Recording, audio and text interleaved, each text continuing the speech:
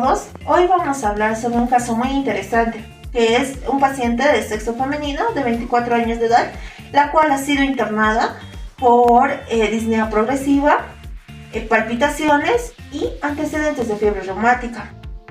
Durante el examen físico se le ha encontrado un soplo holosistólico en el foco mitral. También se le ha encontrado crepitantes basales, ingurgitación yugular y edema malleolar. Posteriormente se le ha realizado un ecocardiograma transtorácico donde se ha evidenciado una dilatación de la aurícula izquierda, una hipertrofia del ventrículo izquierdo y también una insuficiencia mitral severa. Esto, sumado a la clínica y a los antecedentes de fiebre reumática de nuestro paciente, nos dan un diagnóstico probable de insuficiencia mitral severa secundaria a una cardiopatía reumática. Pero para saber un poco más sobre este tema vamos a profundizar en qué es y cómo tratarlo.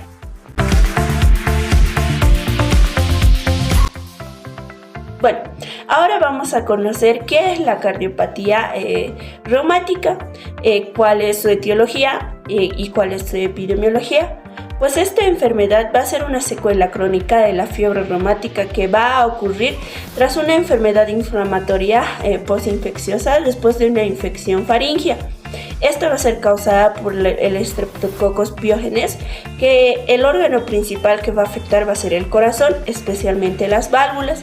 Esta inflamación crónica nos va a producir un tipo de fibrosis, lo que son en las válvulas, lo que nos puede llevar a tanto una estenosis o una insuficiencia valvular, especialmente en la mitral, lo cual después de tiempo nos puede llevar a una insuficiencia cardíaca o arritmias.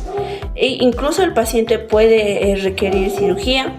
¿Por qué es causada? Pues esta es causada por el Streptococcus beta hemolítico del grupo A, el Streptococcus pyogenes, especialmente tras una infección faringoamigdalítica que no ha sido tratada adecuadamente.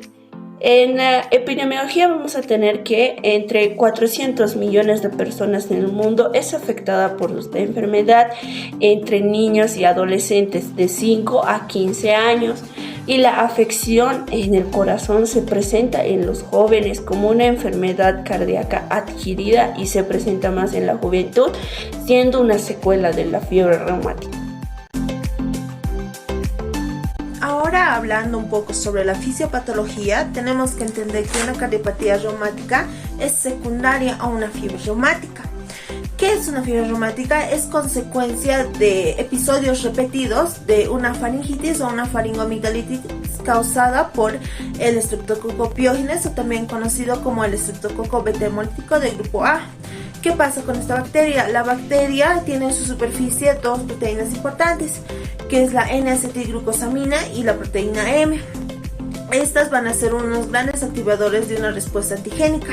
¿Qué quiere decir? Que van a provocar una gran producción de anticuerpos. Los anticuerpos van a adherirse a las proteínas de superficie para así destruir a la bacteria. Sin embargo, aquí hay un fenómeno que se denomina el mimetismo molecular. En esto vamos a ver que la proteína M es homóloga o similar a la miosina que se encuentra en el corazón. Por esto es que se provoca una cardiopatía reumática después de episodios repetidos de una fiebre reumática, ya que las proteínas, los anticuerpos se unen a las proteínas de la bacteria, pero también se unen a partes del corazón, principalmente las válvulas.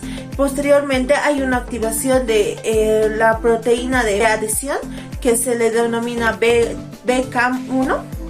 ¿Esto qué va a hacer? Va a llamar a linfocitos ya activos para que provoquen la lisis de la bacteria, y en esto van a provocar también la lisis de células cardíacas, principalmente de las válvulas.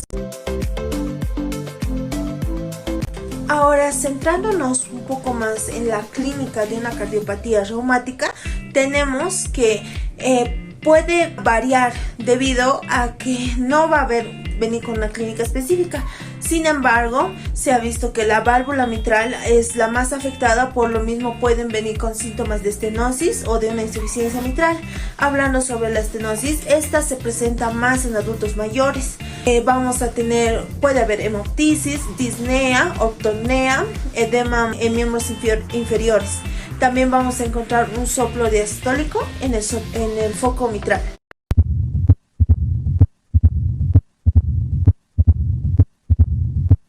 La insuficiencia mitral, vamos a ver que esta es más presente en jóvenes.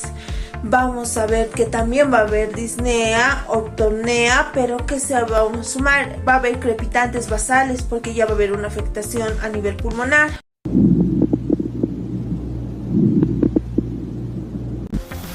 Vamos a tener un soplo holosistólico en el foco mitral.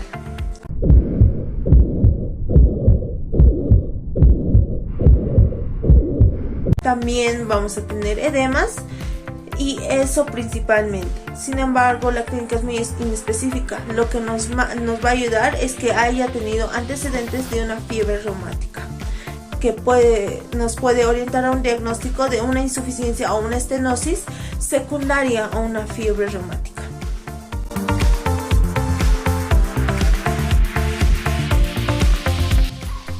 ¿Cómo se diagnostica esta patología?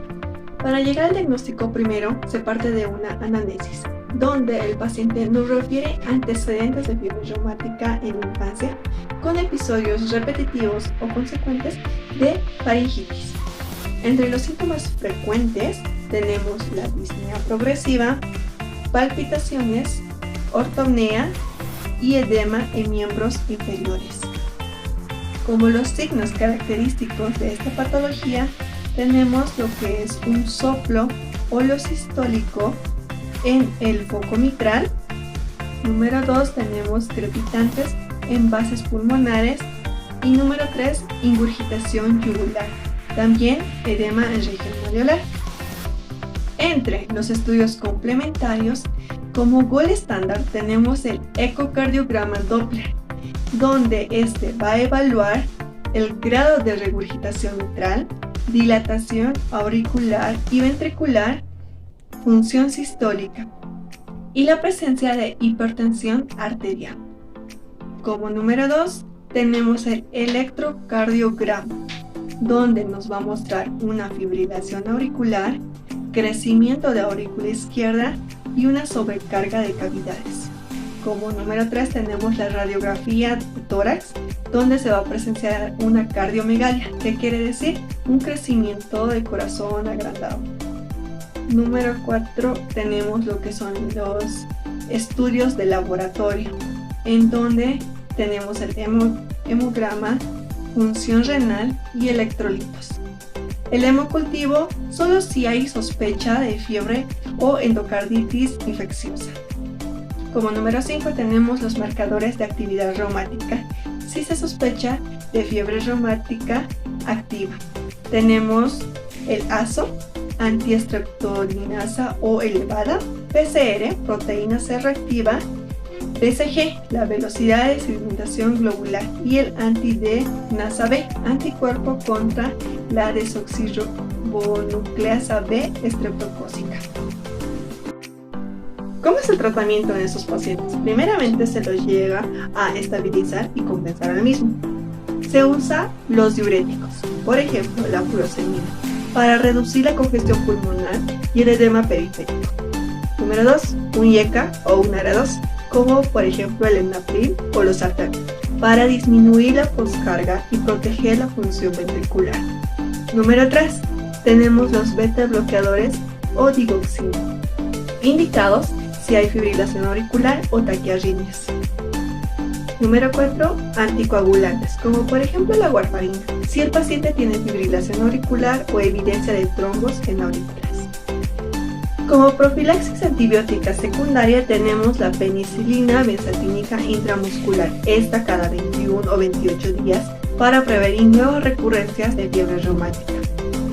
¿El tratamiento quirúrgico está indicado? Sí, pero en casos avanzados.